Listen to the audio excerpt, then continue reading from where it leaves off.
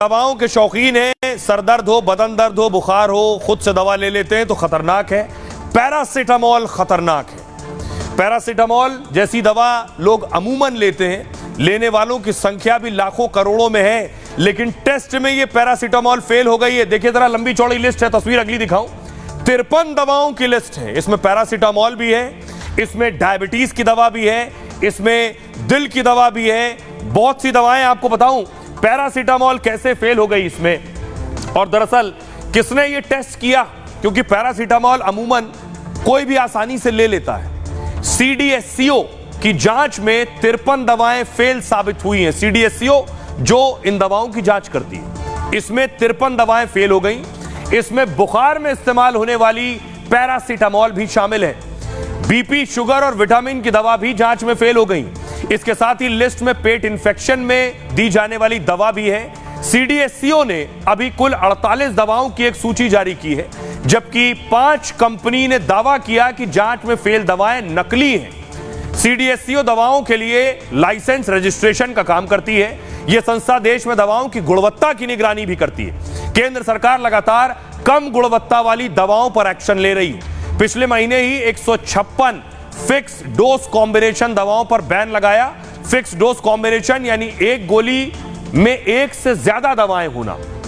इन दवाओं को cocktail drugs के नाम से भी जाना जाता है, जैसे सरदर्द के साथ बुखार की दवा भी, बुखार के साथ बदन दर्द की दवा भी। बैन की गई दवाओं में दर्द, बुखार, सर्दी की दवाएं भी शामिल थीं।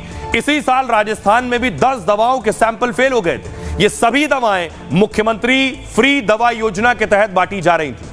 फंगल इन्फेक्शन में दी जाने वाली दवा और मलेरिया का इंजेक्शन शामिल था। आई ड्रॉप और सांस की बीमारी की दवा एस्थलीन भी फेल साबित हुई है। इसके बाद इन सभी दवाओं की आपूर्ति पर बैन लगा दिया गया है। फिलहाल एक बार फिर जांच में पैरासीटामोल समेत 53 दवाएं फेल हुई हैं। आइए अब आपको सुनवाता हूं, सुनिए जरा डॉक्टर राजीव त्यागी क्या बता रहे हैं कि ये दवाएं आखिर कैसे और क्यों फेल हो गई। जैसा कि अभी हम लोगों को पता चला कि 53 मेडिसिन्स जो क्वालिटी सैंपल में फेल हो गई, जिनमें पैरासीटामोल भी है और जो कि हर घर में यूज होती है, और उसकी वजह से उसके जिन लोगों ने यूज की तो उसके क्या साइड इफेक्ट्स आए होंगे।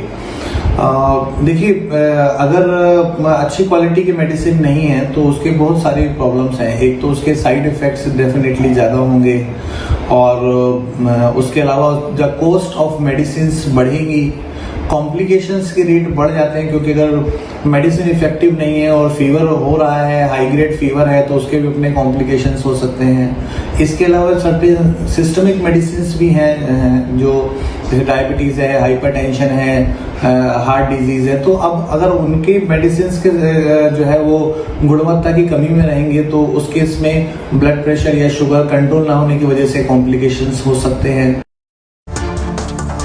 और आइए मैं आपको कुछ दवाओं के नाम बताने जा रहा हूं, अगर आप लेते हैं तो जान लें और ये दवा किस लिए इस्तेमाल हो रही थी अब तक। कौन कौन सी दवाएं हैं? एक है क्लोनाजेपाम। क्लोनाजेपाम बेचैनी की दवा है, और दूसरी है डाइक्लोफेनाक जो दर्द निवारक दवा है, ये भी गुणवत्ता में फेल हो गई है। एक है एम्ब्रोक्सेल, सांस की बीमारी की दवा है ये। एक है फ्लूकोनाजोल, एंटी फंगल दवा है ये। अगली दवा है शेल्कल, हाई BP की दवा है, ये भी गुणवत्ता में फेल हो गई है। साथ ही एक और दवा है, ये है पल्मोसेल इंजेक्शन, ये हाई BP के लिए इस्तेमाल की जाती है। तो ये दवाएं जो एजेंसी है उसने इनकी गुणवत्ता की जांच की और ये उसमें पास नहीं हो पाई।